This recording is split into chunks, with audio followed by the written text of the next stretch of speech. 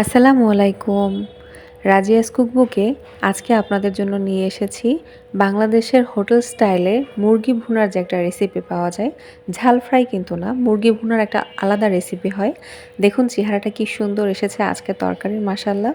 তো সেই মুরগি ভুনাটাই কিভাবে পারফেক্ট একটা মশলা, একটা গোপন মশলায় করবেন, সেই রেসিপি আজকে আপনাদের সাথে শেয়ার করব। খুব বেশি কথা না বাড়িয়ে চলুন রান্না করি। প্রথম আমরা একটা প্যান গরম করে তার মধ্যে প্রায় 2/3 কাপের মতো তেল এখানে অ্যাড করে দিলাম। আমি সরিষার তেল, আমি সয়াবিন তেল দিয়ে করছি, আপনারা চাইলে সরিষার তেল দিয়েও করতে পারবেন। তেলটা একটু গরম হলে আমরা তার মধ্যে দিয়ে দিলাম পেঁয়াজ কুচি। 2/3 কাপের মতো, মানে 1 কাপের থেকে একটু কম পেঁয়াজ কুচি ব্যবহার করেছি। হোটেল বা রেস্টুরেন্টগুলোতে কিন্তু এই যে গ্রেভিটা অনেক হেভি একটা গ্রেভি হয়। তো আপনারা যদি সেরকমই পারফেক্ট একটা গ্রেভি বানাতে চান তাহলে কিন্তু পেঁয়াজের পরিমাণটা একটু বেশি ব্যবহার করতে হবে। আর তেলটাও কিন্তু একটু বেশি ব্যবহার করতে হয়, হোটেলগুলোতে করে। আপনারা চাইলে একটু কমিয়েও দিতে পারেন। এই যে পেঁয়াজটা একটু ভাজা ভাজা হয়ে গেলে তার মধ্যে অ্যাড করে দিলাম 2টো তেজপাতা একটু মাঝখান দিয়ে চিড়ে, 3 টুকরার মতো দারুচিনি ব্যবহার করেছি 1 ইঞ্চি সাইজের। দিয়ে দিচ্ছি 3টা লং, এখানে লবঙ্গ যেটা হয়। এখন এই মশলাগুলোকে আমরা পেঁয়াজের সাথে একটু ভেজে নেব। খুব বেশি না, জাস্ট পেঁয়াজে একটু হালকা কালার আসবে, পেঁয়াজটা একটু সফট হবে, সেই পর্যন্ত আমরা এটাকে ভেজে নেব। এই যে দেখুন, হালকা একটু ভাজার পরে আমরা এটার মধ্যে দিয়ে দিচ্ছি পেঁয়াজ বাটা। আমি এখানে 1/2 কাপের মতো পেঁয়াজ বাটা ব্যবহার করেছি। পেঁয়াজ বাটাটা কিন্তু অবশ্যই ব্যবহার করতে হবে, নইলে ঘন যে একটা ভুনার যে মাংস ভুনার যে একটা ঘন গ্রেভি হয় সেটা কিন্তু হবে না। তো এই জন্য এই পর্যায়ে অবশ্যই পেঁয়াজ বাটাটা ব্যবহার করবেন। এখন দিয়ে দিলাম আমরা আদা রসুন বাটা। এখানে আমি 4 চা চামচের মতো আদা রসুন বাটা ব্যবহার করেছি। 4 চা চামচ কিন্তু।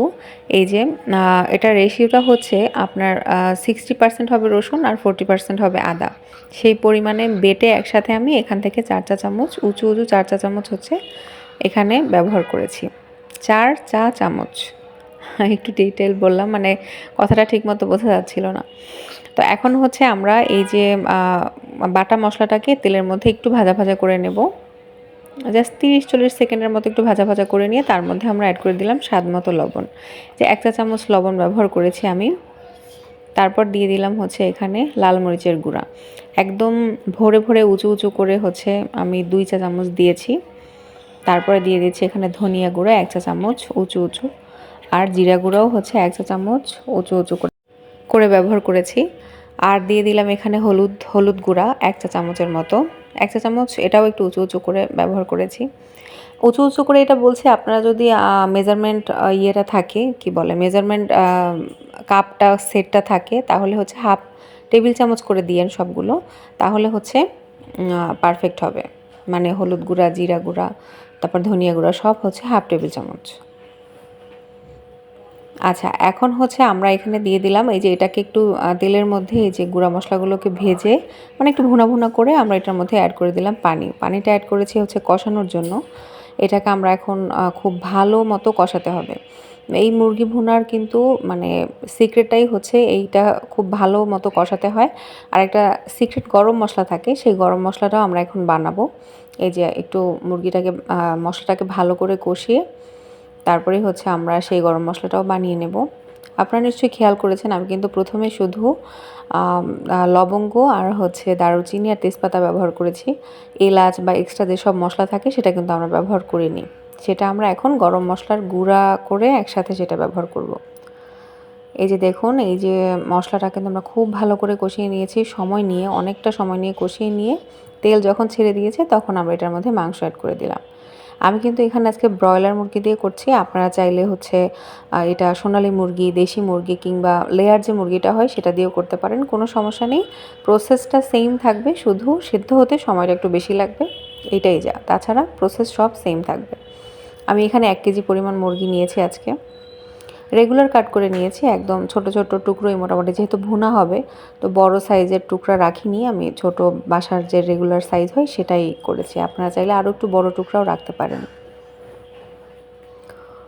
এখন এটাকে ভালো করে উল্টে পাল্টে মশলার সাথে মিক্স করে নিচ্ছি। প্রত্যেকটা প্রসেস কিন্তু অনেক ইম্পর্ট্যান্ট। এগুলা যদি ঠিকমতো ফলো না করা হয় তাহলে কিন্তু টেস্টে অনেক হেরফের হয়। কারণ এই মুরগি কষানোর সময়টা এটা কিন্তু খুবই গুরুত্বপূর্ণ। এই যে কষানোটা ভালো না হলে পুরো রান্নাটাই কিন্তু খেতে আর ভালো লাগবে না। দেখুন কষাতে কষাতে মুরগিটা থেকেই কিন্তু অনেকটা পানি ছেড়েছে। আমরা কিন্তু এই মুরগিটা হচ্ছে পানি ঝরিয়ে নিইনি, জাস্ট ধুয়েই আমরা এটাকে ব্যবহার করেছি। কারণ মুরগি থেকে যে পানিটা বের হবে তাতে আমাদের কষানো হয়ে যাবে, আমরা আর এক্সট্রা কোনো পানি ব্যবহার করব না। দেখুন কতটা পানি বেরিয়েছে। এখন দিচ্ছি আমরা একটু ঢেকে, ঢেকে দিলে হচ্ছে মুরগির যে বাড়তি পানি যতটুকু আছে সবটাই কিন্তু বের হয়ে যাবে। ঢেকে দিয়ে আমরা হচ্ছে স্পেশাল গরম মশলাটা তৈরি করতে আসলাম এখানে। এই যে প্রথমে নিয়েছি হচ্ছে একটা হচ্ছে জর্তিকের যে ফুল হয়, জয়ত্রীর যে ফুল একটা, হাফ চা চামচ নিয়েছি শাহি জিরা। এটা কিন্তু নর্মাল জিরা না, শাহি জিরা, চিকন চিকন যে জিরাটা হয় আমরা কাচ্চিতে যেটা ব্যবহার করি সেইটা। এখানে নিয়েছি 1 চা চামচের মতো গোলমরিচ, আমি সাদাটা ব্যবহার করেছি, আপনারা চাইলে কালোটাও ব্যবহার করতে পারেন, কোনো সমস্যা নেই। একটা জয়ফলের 4 ভাগের 1 ভাগ ব্যবহার করেছি। একটা নিয়েছি কালো গোলমরিচ, মানে সরি, একটা নিয়েছি হচ্ছে কালো এলাচ, বড় যে এলাচগুলো থাকে সেটা নিয়েছি একটা। আর হচ্ছে এখানে 5টার মতো নিয়েছি হচ্ছে সবুজ এলাচ বা ছোট এলাচ যেটা বলেন। এইটা হচ্ছে তারা মশলা বা স্টার আনিস যেটাকে বলি আমরা। এটা ভীষণ স্ট্রং হয়। আমরা পুরোটা ব্যবহার করব না, জাস্ট এখান থেকে 2টার মতো পাপড়ি ব্যবহার করব। এই যে ভেঙে আমি শুধু 2টা পাপড়ি নিব। এই যে দেখুন আমি এক্সট্রাটা সরিয়ে ফেলছি, জাস্ট 2টা পাপড়ি আমরা নিব। এটা কিন্তু অনেক স্ট্রং একটা ফ্লেভার হয়, তো এর চেয়ে বেশি আমাদের দরকার নেই। এখন এই পুরো মশলাটা আমরা হচ্ছে পাটায় বেটে গুঁড়ো করে নিলাম, না ভেজেই কিন্তু আমরা গুঁড়ো করেছি। এই যে দেখুন এদিকে হচ্ছে আমাদের ঢাকনাটা নেড়ে উঠিয়ে আমরা দেখলাম যে মানে পানি যথেষ্ট পরিমাণ এখনও আছে। এই পানিটাও হচ্ছে আমরা শুকিয়ে নেব কষাতে কষাতে। এই কষাতে কষাতে কিন্তু মুরগিটা প্রায় 70 থেকে 80% মতো সেদ্ধ হয়ে যায়। কারণ ব্রয়লার মুরগি সেদ্ধ হতে খুব বেশি সময় লাগে না। তো কষানো মানে এই কষাতে কষাতেই দেখা যাবে মুরগির প্রায় 80%-এর মতো সেদ্ধ হয়ে যাবে। এই যে দেখুন যখন একদম এরকম তেল ছেড়ে দেবে সেই পর্যায়ে আমরা অ্যাড করে দিলাম এই যে গরম মশলাটা যেটা আমরা এইমাত্র করলাম সেইটা। তারপর এখানে অ্যাড করে দেবো হচ্ছে 2 টেবিল চামচের মতো টমেটো সস। আপনারা চাইলে টমেটো কেচাপটাও ব্যবহার করতে পারেন। আচ্ছা, এই দুটো জিনিস দেওয়ার পরে আমরা এটাকে ভালো করে একটু মিক্স করে দেবো, নেড়ে চেড়ে একটু খুব ভালো করে মিক্স করে দিচ্ছি। কারণ এই পর্যায়ে কিন্তু নিচে লেগে যাওয়ার সম্ভাবনা আছে। মুরগিটা কিন্তু কষানো প্রায় শেষের দিকে। তো এটা হচ্ছে আমাদের গরম মশলা টমেটো সসটা অ্যাড করার পরে এটা একটু ভালো করে মিক্স করে দিচ্ছি। টমেটো সসটা কিন্তু অবশ্যই ব্যবহার করবেন, কারণ হচ্ছে এটা একটা টক মিষ্টি ফ্লেভার আনবে যেটা খেতে ভালো লাগবে। রেস্টুরেন্টগুলোতে কিন্তু ওরা ব্যবহার করে। দিয়ে দিলাম হচ্ছে 1 টেবিল চামচের মতো এখানে পেঁয়াজের বেরেস্তা। এটাও অবশ্যই ব্যবহার করার চেষ্টা করবেন। এটার কারণে একটা খুব ভালো একটা টেস্ট, একটা ফ্লেভার অ্যাড হবে আপনার চিকেন ভুনার মধ্যে। এখন সব কিছুকে ভালো করে আমরা মিশিয়ে একটু ফাইনালি কষিয়ে নেব। দেখুন একদম সব কিছু কিন্তু ভুনা ভুনা হয়ে গেছে। এক্সট্রা কিন্তু কোনো পানি নেই, কিছু নেই, একদম সব কিছু ভাজা ভাজা হয়ে গেছে। ভালো করে হচ্ছে পাশের মশলাগুলোকে ভিতরে এনে এখন আমরা এটাতে ঝোল অ্যাড করে দেব। ঝোল হচ্ছে আমরা যতটুকু চাই, মানে গ্রেভি যতটুকু চাই ততটুকু বুঝে অ্যাড করবেন। প্রথমে আমি একদম ফুটন্ত গরম পানি 1 মগ এখানে ব্যবহার করলাম, দিয়ে 1 মগ পানি দিয়ে প্রথমে হচ্ছে এটাকে আমি ভালো করে মিক্স করে দিচ্ছি, যেন কোথাও মানে মশলা জমাট বেঁধে না থাকে। যেহেতু আমরা এতক্ষণ অনেকটা পরিমাণ কষিয়ে নিয়েছি, ভাজা ভাজা হয়ে গিয়েছিল, তো এখন আমরা এটাকে সেজন্য প্রথমে 1 মগ পানি দিয়ে ভালো করে মিক্স করে নিলাম। আর এই রান্নাটার গ্রেভিটা কিন্তু ভীষণ মজা হয়। আপনি রুটি, পরোটা, ভাত, খিচুড়ি, পোলাও যে কোনো কিছুর সাথে খেতে পারবেন। ইভেন আমি বলব ফ্রাইড রাইসের সাথেও কিন্তু এটা খেতে পারবেন। তো গ্রেভিটা হচ্ছে এজন্য একটু মাখা মাখা টাইপের রাখলে হলে মানে খেতে ভালো হয়। মিক্স করার পরে এখন দিয়ে দিলাম আরও 1 মগ পানি। এখন সব কিছুকে ফাইনালি আমরা একটু ভালো করে মিশিয়ে দিয়ে তারপরে হচ্ছে মানে আমাদের ফাইনাল সব কিছু মানে ঝোল দেয়া সব কিছু ডান। এখন হচ্ছে আমরা এটাকে একটু মানে বলক উঠলে এটাকে ঢেকে দেব। ঢেকে দিয়ে রান্না করব হচ্ছে আমরা মানে ঝোলটা শুকিয়ে আসা পর্যন্ত, মানে তেলটা যখন উপরে উঠে আসবে সেই পর্যন্ত আমরা এটাকে রান্না করব। এই যে দেখুন ঢাকনাটা উঠিয়ে দেখুন তেল কিন্তু ভেসে উঠেছে। গ্রেভিটা এই পর্যায়ে মাখা মাখা আছে, কারণ নামানোর পরে কিন্তু এটা আরও মানে একদম মাখা মাখা হয়ে যাবে। এই যে খুব বেশি কিন্তু এখানে গ্রেভিটা নেই, কারণ এটা নামানোর পর ঘন হয়ে যাবে। ভালো করে একটু নেড়ে চেড়ে এই পর্যায়ে অবশ্যই লবণটা চেক করে নেবেন সব ঠিকঠাক আছে কি না। আমি কিন্তু যতটুকু লবণ ব্যবহার করেছিলাম আমার এই পরিমাণ মুরগির জন্য কিন্তু ততটুকুই এনাফ ছিল, আমি কিন্তু আর লবণ অ্যাড করিনি। আচ্ছা, এই পর্যায়ে আমরা অ্যাড করে দেব হচ্ছে কয়েকটা কাঁচামরিচ।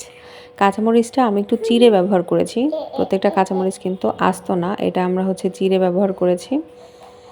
তাহলে হচ্ছে কি একটু ঝালটাও বের হবে আর ফ্লেভারটাও একটু ভালো বের হবে, একটু ঝাল ঝাল হবে, জিনিসটা খেতে মজা হবে।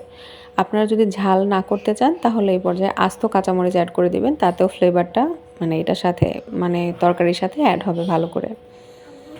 সব কিছু একটু ভালো করে মিক্স করে দিলাম, দিয়ে জাস্ট মিনিট খানেকের জন্য হচ্ছে আমরা এটাকে একটু ঢেকে দেব। মানে এই যে কাঁচামরিচটা আমরা ব্যবহার করলাম সেটার ফ্লেভারটা যেন ভালো করে বের হয়, সেজন্য জাস্ট 1 মিনিটের জন্য ঢেকে দেব। আর তেলটাও ততক্ষণে উপরে ভেসে উঠবে।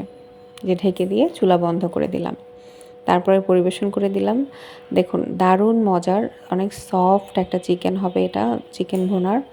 মানে আপনার মনে হবে যে এটা রান্না করার পরে আর কখনো রেস্টুরেন্টে না খাই, বাসায় সবসময় এভাবে এই রেসিপিতে বানিয়ে খাই, এতটাই মজা হয় আলহামদুলিল্লাহ। আজকে এ পর্যন্তই, আল্লাহ হাফেজ।